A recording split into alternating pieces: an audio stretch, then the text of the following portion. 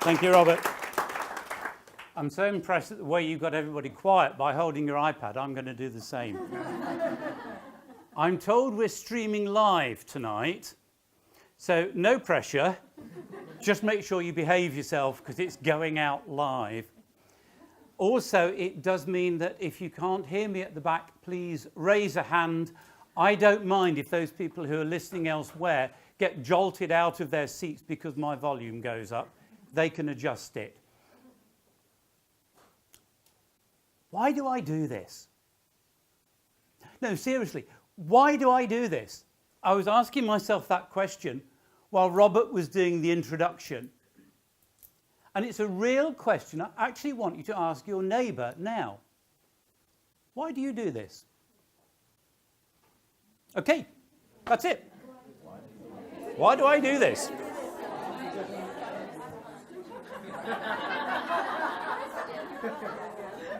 It's my first time. It takes me a while to learn the rules. Okay, so what came out? Just shout out some things that struck you. Why do I do this? Do what? Good question. What is it? What came out? Why are we coaches? Why do we do it? Impact? Yeah? Just any conversation? Unpack a little bit more. So, okay, so a focused conversation, brilliant. Yeah? Empathy. I'm sorry, I missed that? Empathy. Great. Yes, absolutely. Facilitating change. Facilitating change. I missed the one from further back. Fulfillment. Yep. Self-awareness. Self-awareness. Life purpose. Life purpose. Okay, great. Yes. Never forget fun.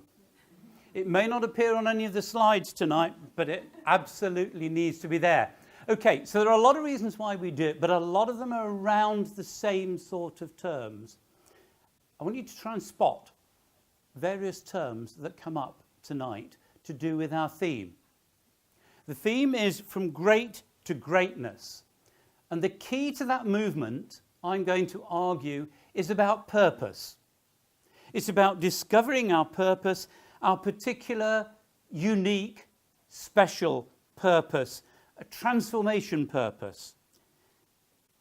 This is what I was born for. That's the moment we're talking about. If you're coaching someone, if they're moving into something and you hear them say, or if you said it when you started coaching, wow, this is what I was born for.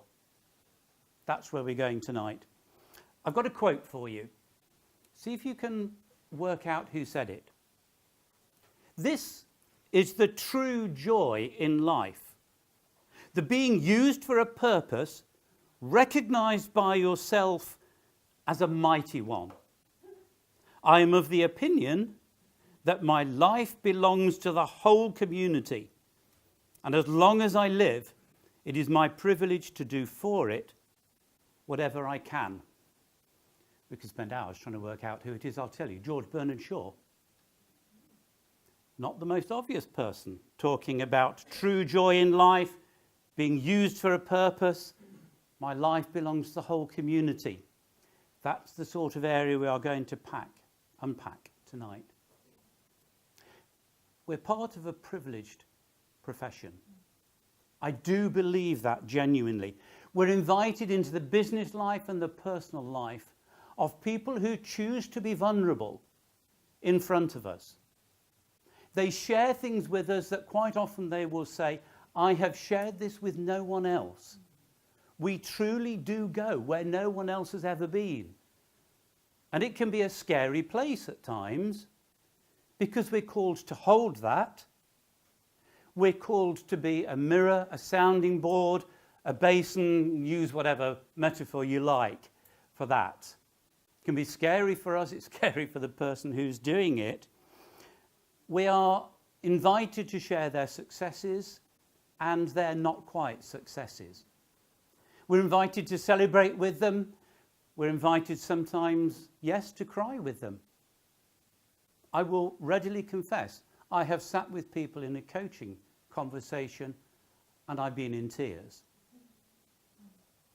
Sometimes of joy, usually sadness. with what we're going through. That is an immense privilege. We get to share their joys and their sorrows, their struggles and their triumphs. So it seems to me what's going on is why we owe it to be the very best that we can be as coaches, to look at our own development and sometimes go into scary areas or areas that wind us up as part of our training and our building of experience. So part of the invitation tonight might be to invite you to go into areas you never thought you'd go into. Areas that might wind you up. Areas that might annoy you. Don't worry, we're not going to do it in public. It's only going to be in the things we talk about. So over the course of the next 50 minutes, I'm going to talk about what Bernard Shaw talked about as being the true joy in life, the being used for a purpose, the things that we were talking about when you shared, why do I do this? Fulfillment, empathy, standing alongside, challenging the people that we coach, and sometimes soothing with them. I'm going to do that in an emerging area called spiritual intelligence. So can I do a quick straw poll? How many of you have come across the term spiritual intelligence or SQ? Okay, thank you. A handful. Bear with me if some of the things I say then at this stage you've already come across. It's for the benefit of the majority of whom this is a new area. I'm going to do that with the help of somebody called Nick, who is a case study but based on a very real person that I coached. And I'm going to do it with Nick as CEO of the Omega Marketing Group, shortened to OMG. Names have been changed to protect the innocent and the guilty. And by the way, I've deliberately made Nick male because we sometimes feel, and it's probably true, that people with a male typography are less likely to use some of the terminology I'm going to look at tonight. I'm not being any more gender specific than that, a male typology. Okay, let's move in a little bit. That, by the way, is me.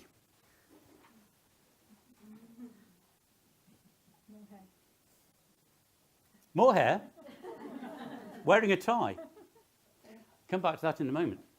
I discovered recently, because we're in the process of moving house, and you know, you throw out all sorts of stuff and go through the photos again, discovered that there are only 3 photos of me up to the age of 14 where I am not wearing a tie. And that includes on the beach. That tells you a lot about my upbringing and why I'm as uptight as I am. How did I get involved in this? We're going to look at this stage at some context for spiritual intelligence. And I'm going to take you to 3 snapshots in my life. The first one is Brighton, a secondary school, and an English lesson. I'm a very new Ofsted inspector, sitting in inspecting the English teacher's lesson. And I've got to tell you, it's good. It's jaw-droppingly good.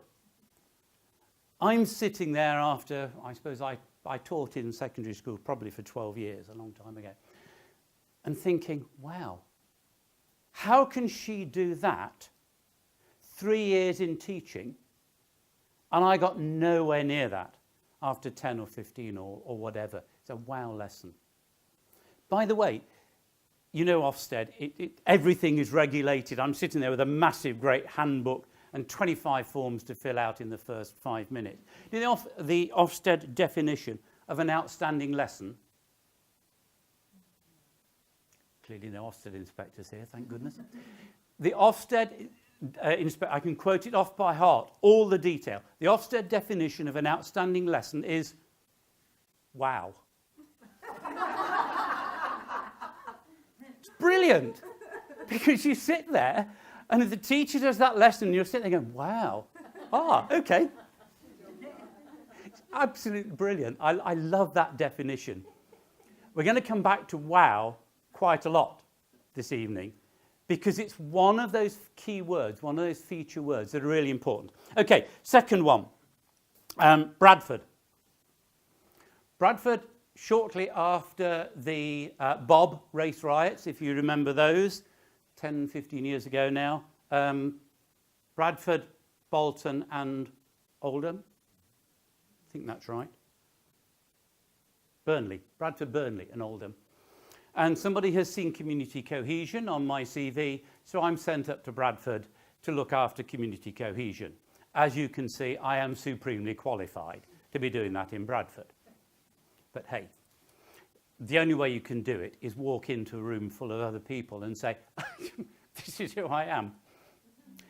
And to try to get communities listening to each other, really, really listening, and recognizing that the old way of reacting, well, if they propose something, I'm against it, don't care what it is, but I am, is actually a real challenge and a real privilege.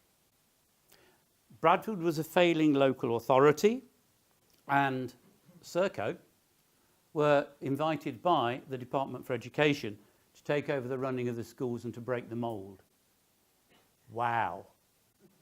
Can you imagine going into a local authority in a city with the remit of breaking the mould in order to put kids back at the centre of education and make a difference?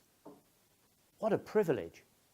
We actually had some cut-out figures of children in the office because, I don't know about you, but when you get involved in some of the infighting, it's very easy to forget why you're there. That was a wow moment. The next one, 9th of the 9th, 2012. Anybody recognise it? Sorry, I'm standing in front of the... It's the closing ceremony of the Paralympic Games. Yeah. And I am down there somewhere on the front right. You won't spot me, not least because I had hair then, before I shaved it all off. Talking to those competitors, particularly the Paralympians, what blew them away more than anything else, the non-Brits, was why are people cheering us when we finish? We're not Brits. Why are the stadium full when there are no Brits taking part? Well, the answer is because we care about sport, we recognise and we salute achievement whoever does it, but they were just blown away. And that same word came back. Wow! That is absolutely amazing. And it sounds trite, but in the context of the Paralympics, they were saying it'll never be the same competing again. We will never be the same. The German Paralympian coach said to us, I will not try and do the German accent, said to me, there is a part of me that forever now will be British. Wow. We did a good job. We did it on time. We did it on budget by moving the budget a little bit. And not only that, the business generation that we planned to do in 3 years post-Olympics, we achieved in 1. Proud to be part of that. The country should be proud of what we did on that. It was a wow moment.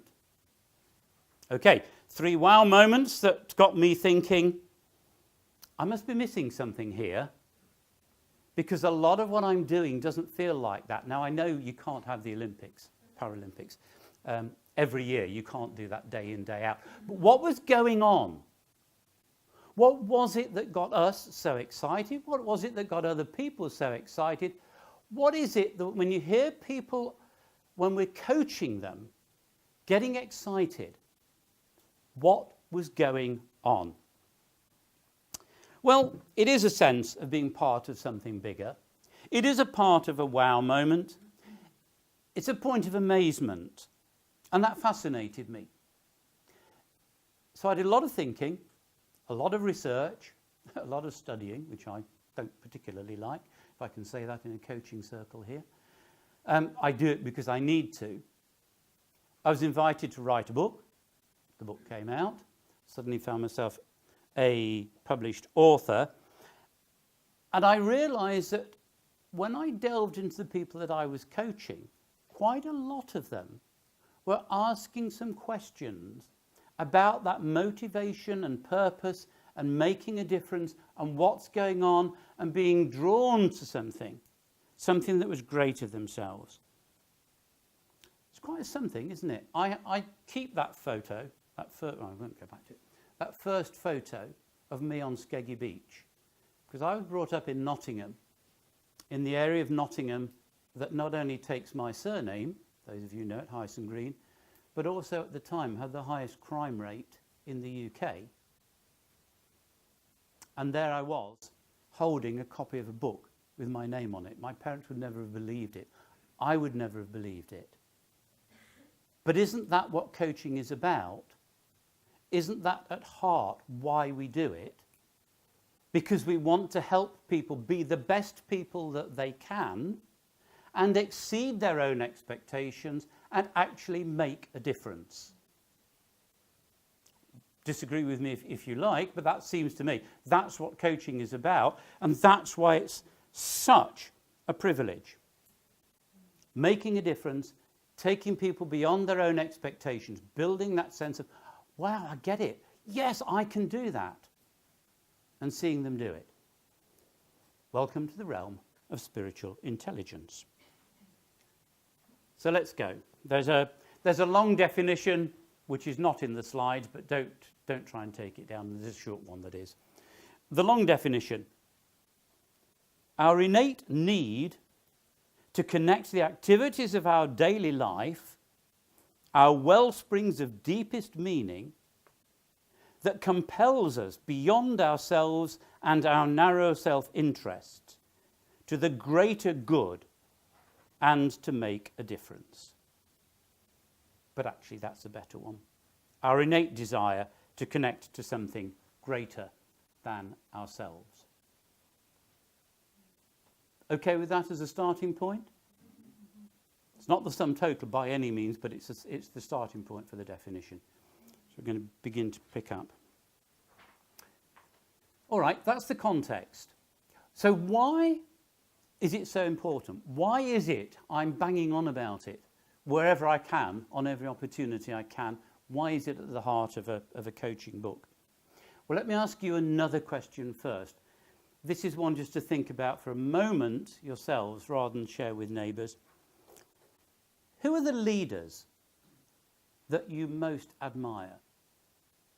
They can be living, they can be dead, they can be real, they can be imaginary, they can be famous, they can be the person next door, they can be the person, somebody in your family somewhere. Who are the people that you really, really admire? Now, a few seconds just to think about that.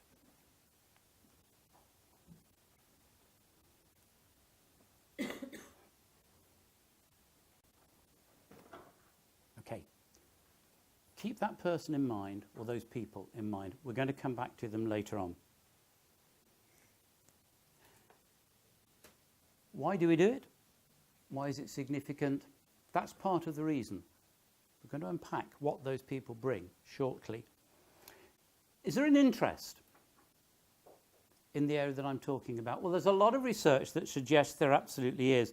Not only that most people are seeking meaning in their life and work, and I think, in fact, you've already had at least one previous lecture around that theme, the theme of meaning in life. There are a whole lot of books about finding meaning in life.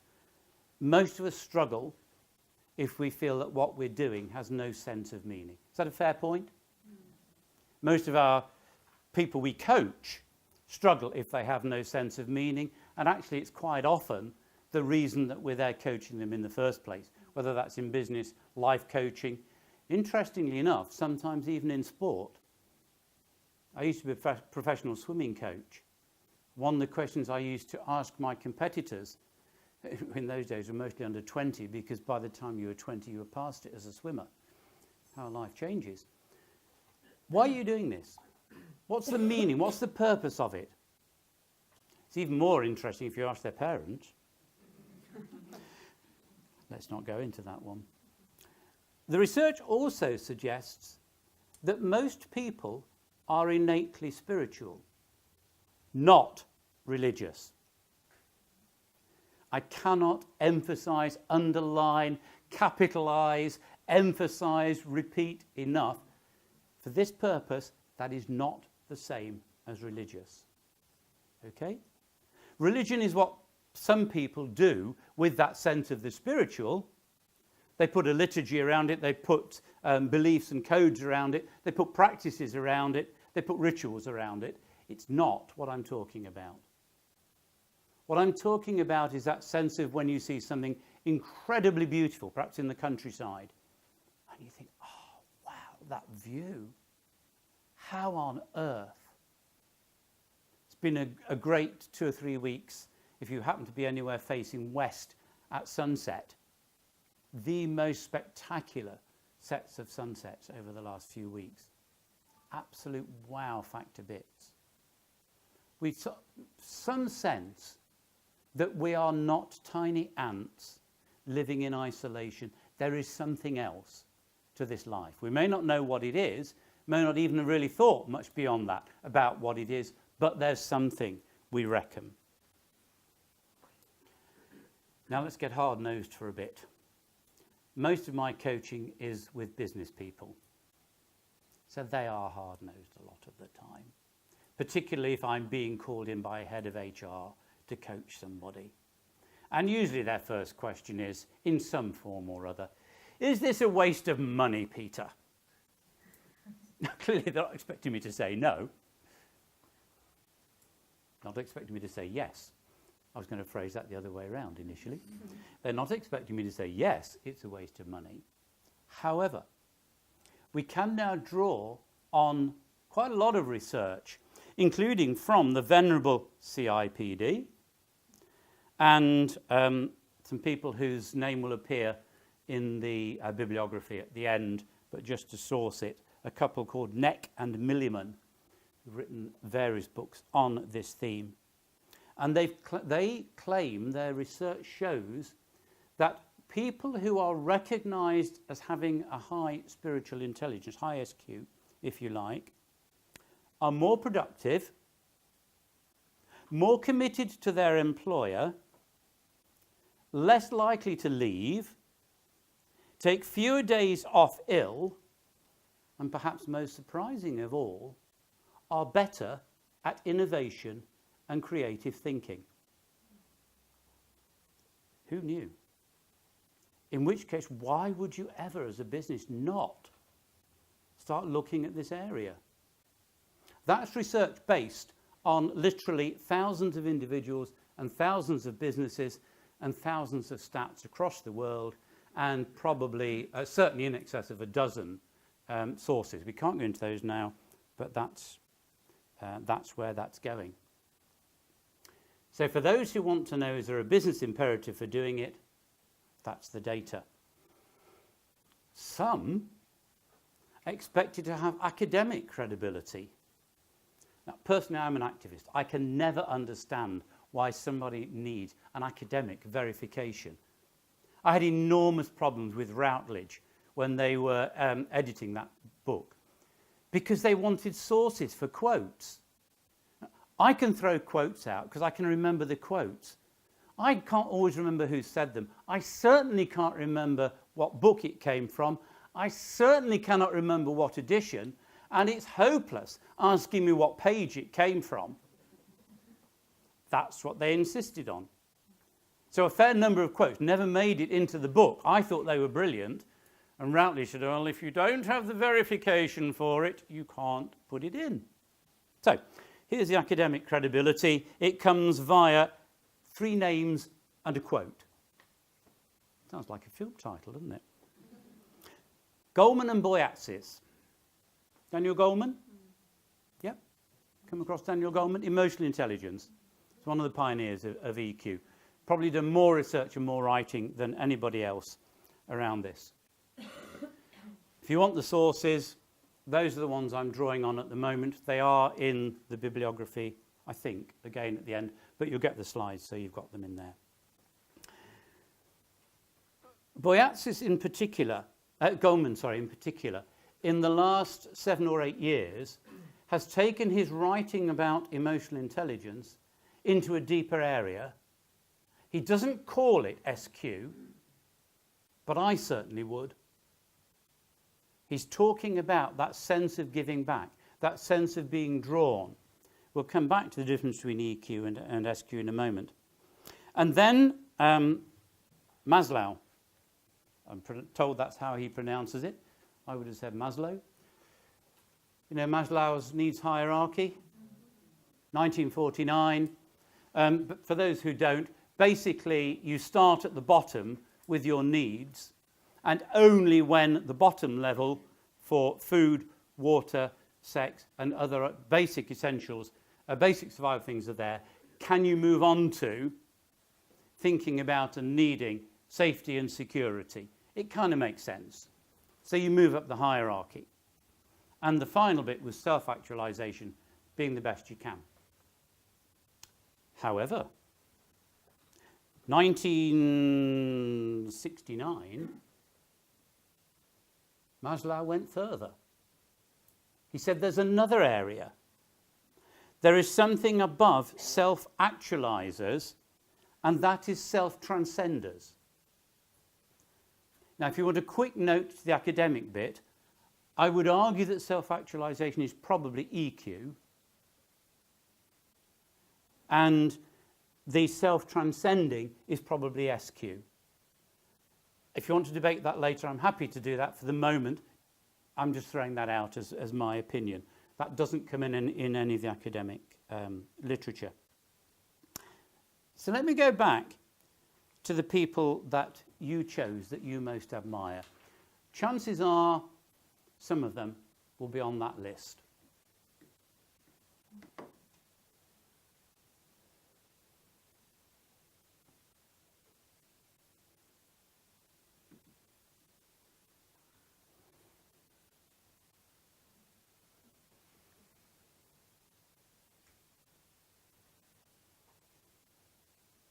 Would it help if I read some of the bottom ones? I realise I'm flat and you're finding it a bit difficult to read some of them.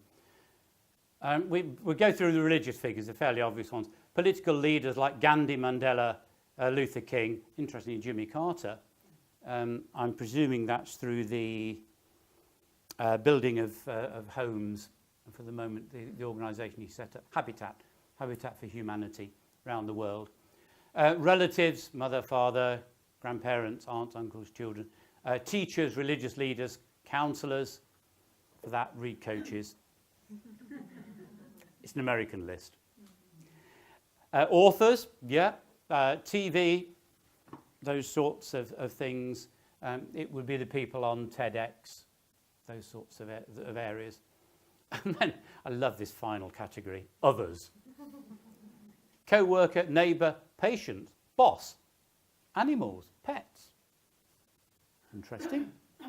Not one I readily identify with, but I'm sure I shall be corrected later. That's the easy bit. The hard bit is why. What characteristics do we see in those people that mean that almost anywhere where you go in the world, and the person who's done this list, Conscious Pursuits, is a woman called Cindy Wigglesworth, who I've trained with. Cindy Wigglesworth has done this throughout the world, and the list changes very little. So why? What are the characteristics that they're showing that make them almost universally recognised? A couple of minutes. Talk with your neighbour or the people around you. What do you think are the qualities that those people are showing? Then I'll ask you for a bit of feedback.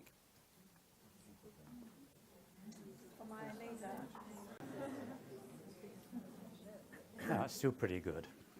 That's still pretty effective. This one's actually about leaders because it relates to the people that we were just talking about, again from Cindy Wigglesworth's research. But I'm guessing that quite a lot of those cropped up in your discussion. Would that be fair?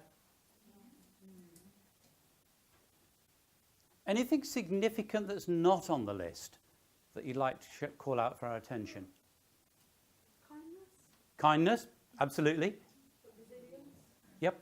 For me, it's a feeling of bringing light in. It's that feeling. Bringing life in. Light. Light in. Light and warmth. Brilliant. It's Like that. words, it's just that feeling that you're being hugged without being touched. You know when you've been in their presence. Yeah, we'll come back to that in just a moment. Absolutely. Anything more?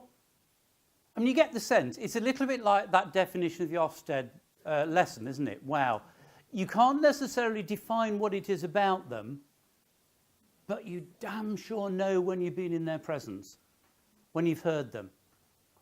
I'm going to be controversial. I'm going to suggest, or ask at least, whether 5 years down the line, Obama's going to end up in that category. I might also suggest somebody else who probably won't, but I wouldn't like to be rude or political. Okay, we need to move on a little bit. So there were three names: Goleman first, Maslow, Stephen Covey. One of my own personal favourites. You know Stephen Covey? From Good to Great, 7 Habits of... Thank you. You know it when you see it, you just can't necessarily describe it. Yeah, Stephen Covey is one of the leading thinkers in this area.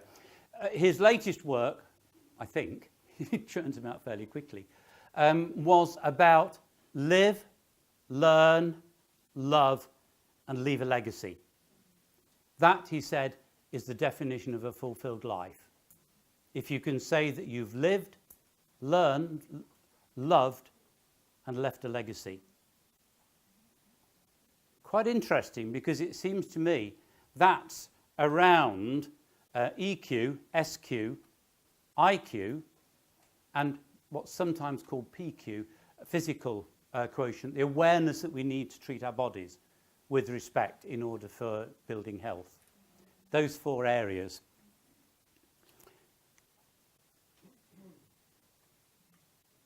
That's how he drew it out. And you notice the book, it's the 8th habit. Bit cheeky, really. He writes the definitive book about 7 habits, and then says, oh, by the way, actually there's an 8th.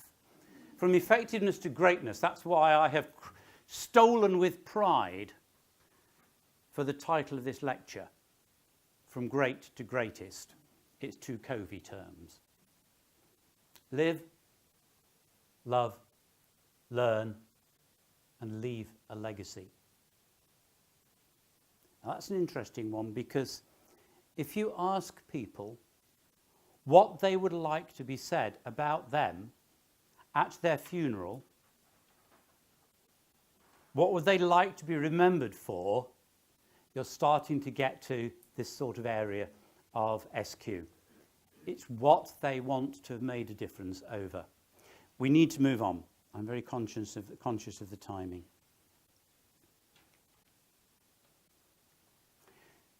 So I am arguing then that the bit that is the most significant in moving from great to greatness, from emotional intelligence, EQ, to SQ, is SQ itself. It's the awareness of that sense of the spiritual.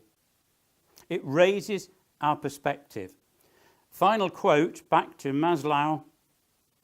Human history is a record of the ways in which human nature has been sold short. The highest possibilities of human nature have practically always been underrated. Now, I reckon as coaches, we need to bear some responsibility for that. But as coaches, we actually have a fabulous opportunity to do something about it. Because if we're not working to help the people that we coach be the best they possibly can be and beyond, we ain't doing our jobs properly, in my opinion. So, a bit about SQ. It's about who we're called to be rather than what we're called to do. It's about things like inspiration, connectivity, self-transcendence, and legacy. It's about making a difference. In the next bit, I'm going to talk about two of the key skills for exploring the area of spiritual intelligence. We've got 15 minutes to do it. I'm very conscious that you've been sitting down here for more than 45 minutes, most of you. Can I suggest we pause for 10 seconds? If you want to get up, have a quick move around. Ideally, don't leave the room. I'm going to very briefly mention somebody called Nick at this time. No relation to the Bolton. I hadn't thought about this when I sent the slides in, and I suddenly got a very panicked email from Zoe saying, are these questions for Nick Bolton? No, Nick is a case study. We're not going to spend a lot of time on Nick because we're getting short of time, but he is somebody who we work through to show some of the questions and how Nick answers those questions. So Nick, you remember, is the CEO of OMG, and it's based on a real coaching situation that I had, but I remind you the names are altered to protect the innocent. Let me tell you about Nick. Nick's business is an international marketing agency. Nick isn't particularly tall. He has a mass of black hair and a trendy haircut. He was wearing a white t-shirt with some hip message or other that I couldn't quite read, which is probably a good thing. And, of course, sneakers and mankles. The reception area for his office was steel minimalist, token mismatch of coffee table books on a wooden pallet fixed to one wall. It had views over most of the town and large, austere chrome wall clocks that served to remind him of the time in each of the business's 5 global offices. Boston, 10 o'clock. London, 3 o'clock. Dubai, 6 o'clock. Singapore, 10 o'clock. And you've got to feel sorry for the Aussies, midnight. Nick had been in post for about 6 years, he told me, and had turned the business around from an 80% churn to 94% who were excited to work there. And for the first 4 years, profits had climbed as well, so he had little direct interference from his owners, who in any case were based in Sydney. He was very amply rewarded. He did have the Aston Martin DB8, and I can vouch for it. I helped to push start it when it broke down in the car park. When I asked him what he wanted to achieve from our session, he said he called me in to talk about how to motivate his team. Okay? Are you going with me on this coaching hat coming in? Because they were no longer excited and motivated. They'd lost their vision. So, first coaching question, and before you start judging me as an awful coach, please remember this is a resume. Tell me what's going on at the moment, Nick. Almost direct quote. Oh, God. I'm working all the hours under the sun and moon, trying to get buy-in from my team and getting absolutely nowhere. We've just lost one of our biggest clients, and I reckon a couple more will go before the end of the year. They're all taking the work in-house. It's so frustrating. We need to find a fresh approach, but we're all so ground down just trying to keep afloat, we just seem to drop back to the same old, same old. I was supposed to be taking my wife to Thailand this week, but I've had to cancel. She's not a happy bunny, and it would have been our first proper holiday in 2 years. Ooh. Coaching questions flooding in already? Second question. Fairly obvious one. So why do you do it then? You might well ask. All I'm doing is 18 hours a day masterminding campaigns to persuade people to part with money they can't afford for things they don't need. To be honest, I do it because I feel I owe it to my team. Some of them have turned down really great offers to stay with us. I feel I'd be letting them down. But now, everything I want to do to turn the tide back, the owners just block. It's too expensive. It's not right for us. We tried that 5 years ago. It didn't work. And now they're telling me I need to reduce the headcount by 20% to increase profits. That's suicide. I tell you, there's got to be more to it than this. Next question. So why did you take the job in the first place? Actually, I never thought I'd get the job. There were others much better qualified and experienced, so when they offered it to me, it just felt like my destiny. I'm passionate about creating a great place for people to work and then helping them give their best. My vision is for OMG to be a platform for innovation and leave tomorrow in a better state than yesterday. Fair few bits to go on there, I think. Keep those bits in mind as we go through. First of the two skills, how do you recognise when there's something going on in the area of spiritual intelligence?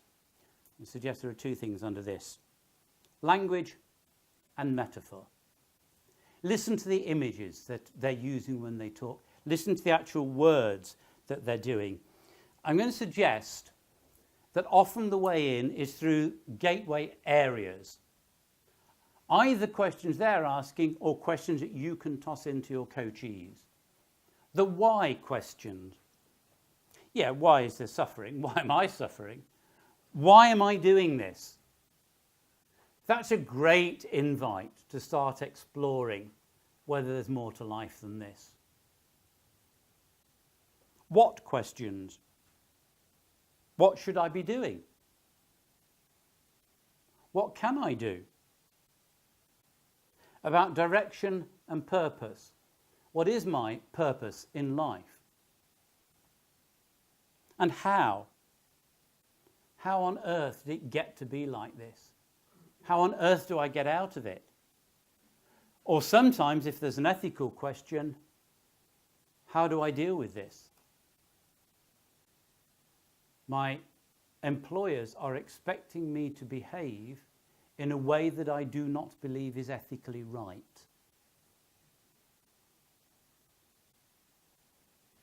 That's an interesting one to explore, about what is right. Why do you feel that's wrong? Why is that important to you? Where are your values in this? What is it challenging in you? So gateway areas, the broader part. I think I've jumped no, I haven't jumped one there. Then there is what I call core terminology to listen out for. These are the easy hooks. They're talking about the need to make a difference. They're talking about being compelled to do something. They're talking about a higher purpose. They're using the language already. All you've got to do is just help them explore it, because they're already asking the questions. That's what I call the gateway, the core terminology. Sorry, the core terminology. Get this the right way around. The next one is gateway terminology. And we'll pick up some of those in a moment. This is where the coachee is not really quite conscious about the terms that they're using, but you can spot them and you can pick them up.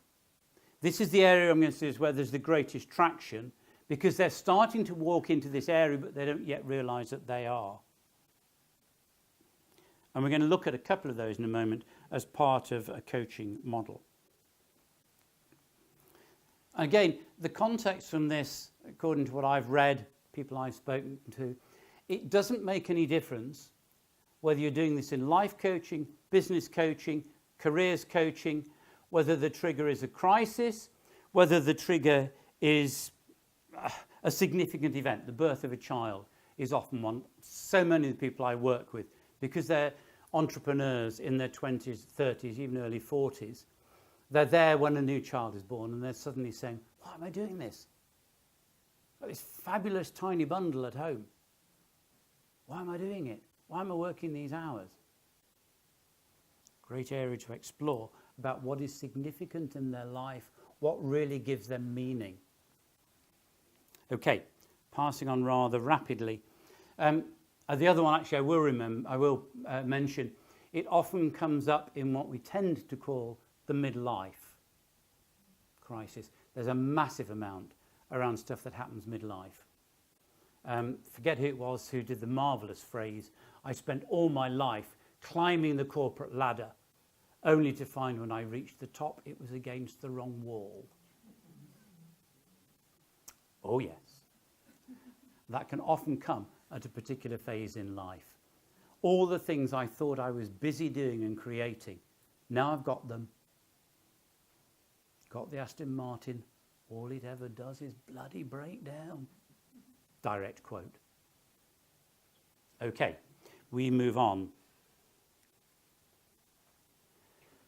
Can I do a quick show of hands, please? Those of you who are familiar with the GROW model of coaching. Good.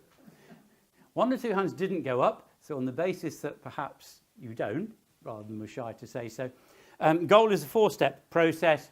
Goals, reality, opportunities, plural, and what do I need to do, when do I need to do it, who do I need to talk to? That's the W. What am I going to commit to?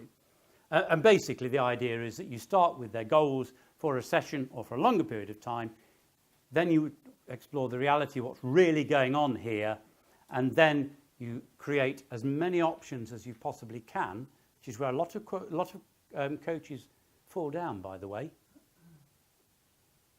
I've got 2 hobby horses here. I've got 5 minutes. I'm going to do the 2 hobby horses. One is we don't spend long enough in the reality stage of this. I'll give you a very quick story about that. When I was still working in education, I ran the government fast-track scheme in London and the South East. Basically, the scheme to recruit high-flying young people and do an accelerated leadership program into headship. I was working with a guy who had been an eminent physicist in his late 20s, who transferred into teaching in his first year. Session 3, 2.5 terms in. Opening question, he happened to be called Peter. Peter, what's your goal for the coaching session today? I need you to talk me through how I can back out of teaching and into physics. It's an absolute disaster. Really, Peter? Tell me what you mean by that. Well, everybody hates my subject. Nobody pays attention in the lessons. They're not interested in it. I'm wasting my time. I might as well go and do something useful. Again, this is an abbreviated conversation. So tell me something specific. When did this last happen? Yesterday afternoon. There was a class of, it's an all-girls school, a class that I had, 14-year-olds, I think. Nobody would listen to me. It was a complete shambles.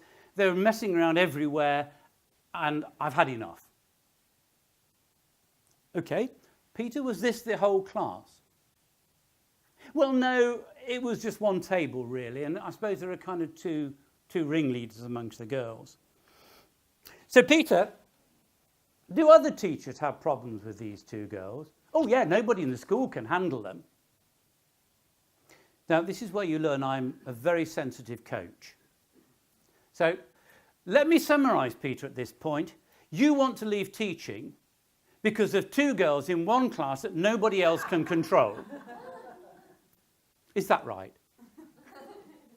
You've got to know your coaching to be that unsubtle. So, of course, actually it isn't. So what's the issue? I need to get some support for classroom discipline. Absolutely.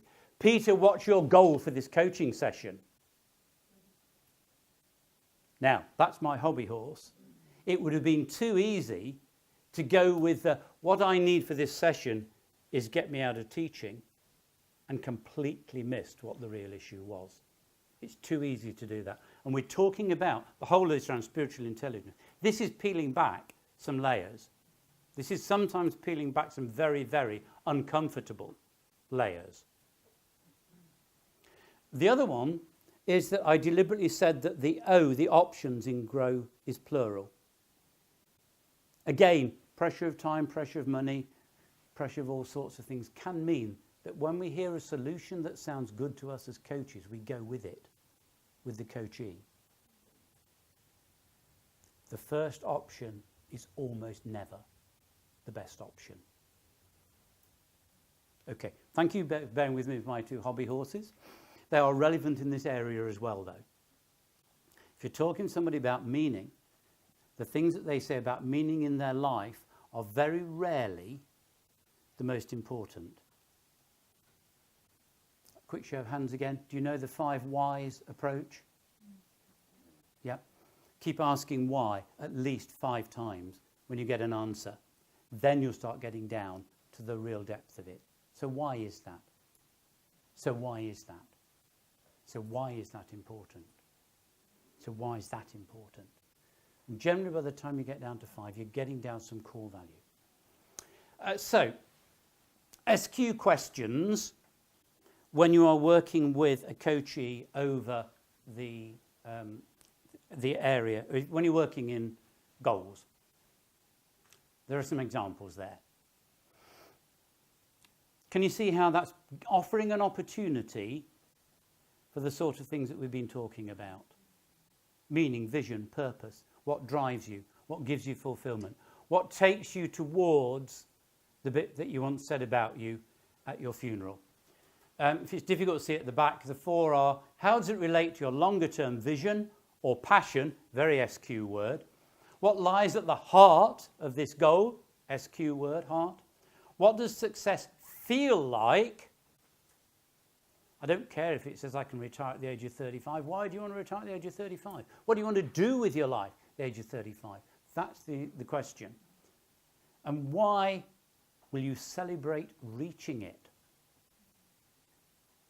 That's a lovely hand grenade to toss in. So if you work in the goal area, and the book has got a whole lot more of those questions, which we actually haven't got time to go through. Let me move on because we're almost out of time. The reality questions, particularly from Nick. This is picking up some of the language that Nick used. Is there more to life than this? Or tell me what it might look like. How close are you to being the person you were called to be?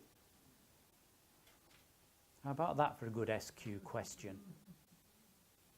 And the third one, to what extent is this moving towards or drawing you away from your most fulfilling and satisfying goals or your purpose in life? So we're deliberately using some of that gateway terminology. Now let me be very clear. Quite often they won't bite. And that's fine. After all, we are working to their agenda, not ours, even if we happen to think that it would be more useful if they did. So it's never forced. A lot of people won't pick that up. They're just not there at that point. If you coach them over a period of time, you probably will notice them moving towards it. But they won't necessarily. And I'm shunting through quickly. You've got 2 of Nick's answers on there.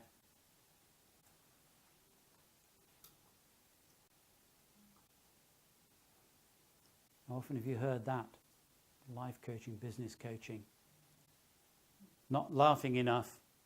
My wife gets the dregs of the day, or my family get the dregs of the day. I never get to see my friends these days. They think I've died. And what inspires you? Inspiring and exciting other people. So how might you go about doing that? How might you go around making the difference? I'm absolutely shooting through here at the moment.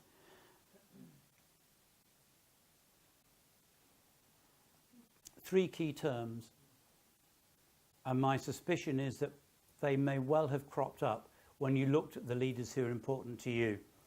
The ability to behave with wisdom, compassion, while maintaining inner and outer peace or equanimity, regardless of the situation. I'm going to say one more thing, but I'm shooting through, then I'm going to finish. We've talked about that We'll miss that one.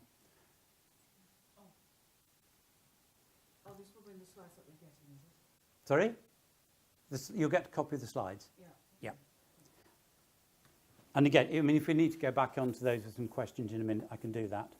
But just to finish promptly, to give an opportunity for questions, I'm going to suggest that people who exhibit, horrible term, high levels of spiritual intelligence, particularly in leadership, have 4 key areas. And I've shunted through, so I'm just going to make sure I've got these. There's the final bit. They have an uncommon awareness of time and space. So they will typically, if they're driving into work, they will spend 5 minutes in the car, sitting in the car park, before they go into work. Because they know the importance of using their time to generate the sort of person they need to be. They don't have more time, clearly, nobody does, but they know how to use it. If they're going into an important meeting, they will have a place where they can go, sometimes only for 30 seconds, to get back into that frame of mind. Yeah, it's kind of like the mindfulness stuff. The second one, tolerance of imperfection. They recognise that almost nobody goes to work intending to do a bad job. And if they do, you should have sacked them by now anyway. They are tolerant of imperfection. They will work with people through training and support and movement as far as they can, but they will euthanize if they have to. Because they also recognise that underperformance persists over a period of time affects other people as well. They have a strong sense of service to others. They're not in it for themselves, they're in it for their workforce. The person that Nick is based on told me that he sees his job as not only employing, at that stage, 50 people, but 50 people with significant others, family, children, people that they supported. And his job was to make that as healthy and as enriching as he could. Or the community that they work in. It's corporate responsibility, those sorts of things. And finally, they radiate peace or equanimity. I think I can say with a fair degree of confidence, if you go back to those people who you saw as being outstanding, inspiring leaders and people, they pick up most of those things. It's this bit that we said before, you might not be able to define what it is, but when you're in their presence, you know.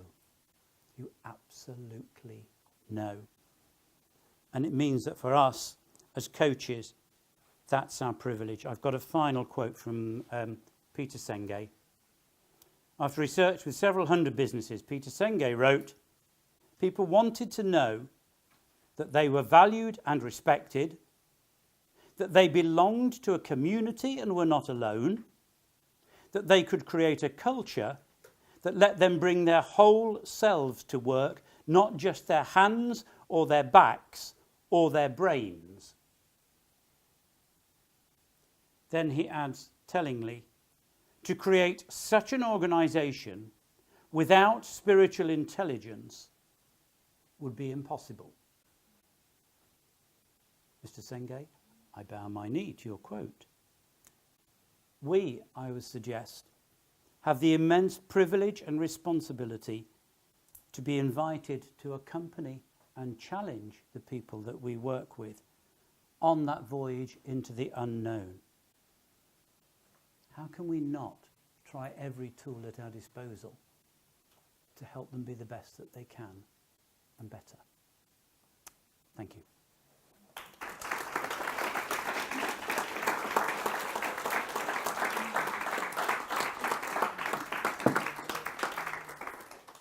You might have gathered I missed a whole chunk out there. Just as we go into the questions, the bit I didn't say, Cindy Wigglesworth has come up with what she says are the 21 skills of spiritual intelligence and how to recognise them, work and grow. If you Google the 21 skills of spiritually intelligent leaders, I think the book is called. I'll put the bibliography of spiritual intelligence. There's a lot of stuff online for that. Okay. Sorry, that was far too much talking from me, but it was billed as a lecture. Questions? Yes. Thanks, Peter. I think it's a topic that's quite difficult to put into words often, isn't it? You know, wow kind of covers it, doesn't it? Yep. But I wonder, when clients come to you, are they coming expecting to be developing their spiritual intelligence? Do you market yourself like that? No. Although we are launching a new business next year that will be somewhat more specifically about that. I did a second book called Live the Work You Love, which is much more about how do you help people identify when they are at their best. It uses classic story writing to look at different points in your life and how you create that and use that to write the story that will be read out at your funeral. Not literally, but I suppose it could be literally. So thanks. So the short answer is no. They're not expecting to be developing their spiritual intelligence. No. So you're throwing them a curveball, basically. No, I'm listening to what they say. Right. I get a challenge for you. Over the next 4 or 5 days, when you're on you can't say you're on the tube, nobody speaks on the tube. Wherever you are, conversations are going on. Listen to what words people are using. And listen deliberately looking for some of this SQ language. And you'll be amazed how much is there. It's a little bit like planning to buy a new car. You know, you decide you're going to buy Ford Fiesta. There are no Ford Fiestas on the road until you decide to buy one. And then suddenly they're everywhere. How can Ford be selling so many Ford Fiestas in such a short period of time? I'm pretty sure you'll find the same. We talk about active listening in coaching, don't we? It's absolutely active listening.